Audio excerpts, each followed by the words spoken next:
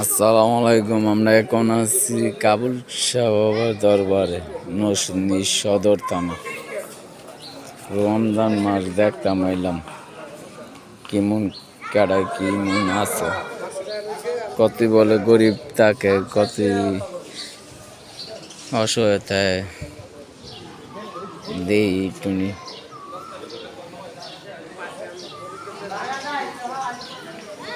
আমরা আর কি দেখবো, আইলাম সদরে, নরসিংদী সদর।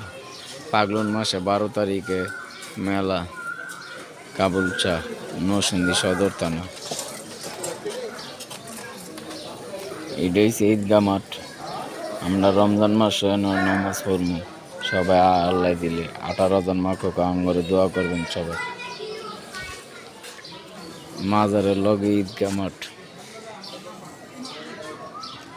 স্কুলও আছে, কলেজও আছে, সবই আছে।